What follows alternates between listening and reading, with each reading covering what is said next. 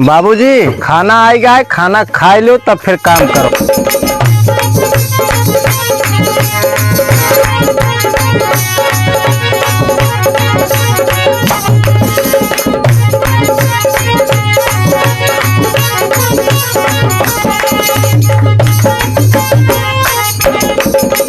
पढ़ाई गयो रहा बाबू।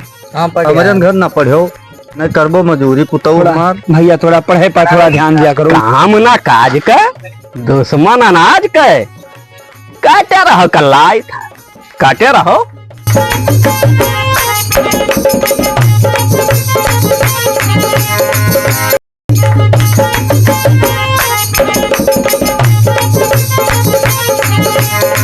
हाथ तो लाग जाए धक से, धक से हाथ तो लाग जाए धक से।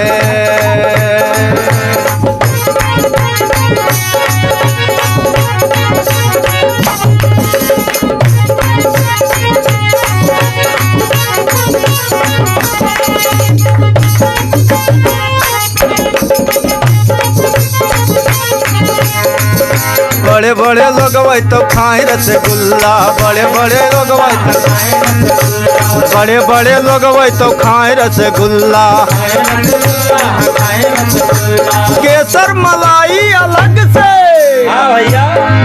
अब कहब तो लाग जाए धक से, कहब तो लाग जाए धक से, धक से कहब तो लाग जाए धक से।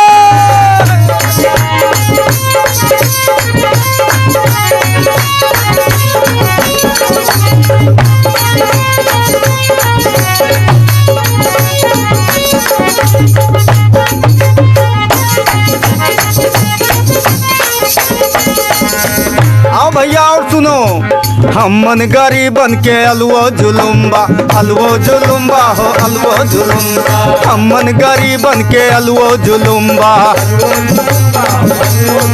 अरे खाए लागी छीन लेले पट से, अरे खाए लागी छीन लेले पट से। कहब तो लाग जाई धक से, धक से कहब तो लाग जाई धक से, धक से कहब तो लाग जाई धक से।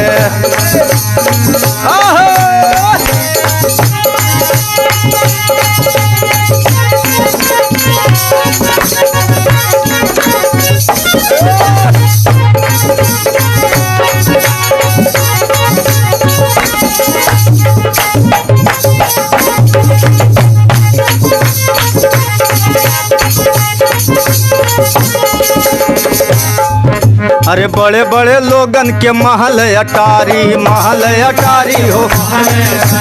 बड़े बड़े लोगन के महल अटारी। और दो तल्ला अलग से, अरे और दो तल्ला अलग से। कहब तो लाग जाई धक से, धक से कहब तो लाग जाई धक से, कहब तो लाग जाई धक से।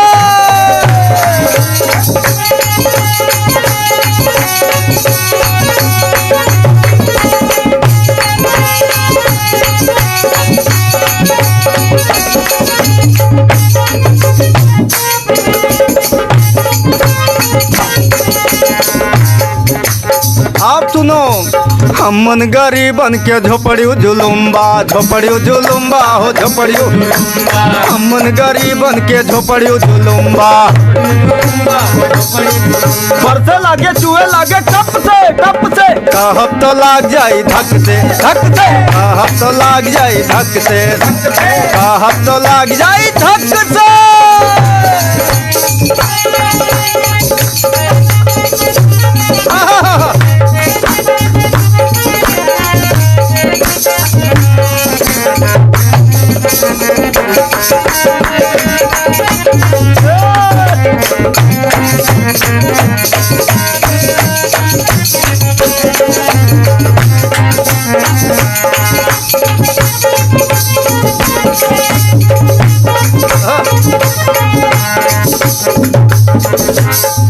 अरे बड़े बड़े लोगवन के मोटर एव गाड़ी, मोटर एव गाड़ी हो।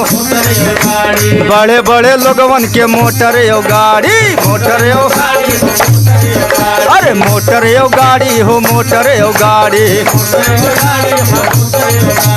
और दो पहिया अलग से और दो पहिया अलग से अरे कहब तो लाग जाई धक से कहब तो लाग जाई धक से कहब तो लाग जाई धक से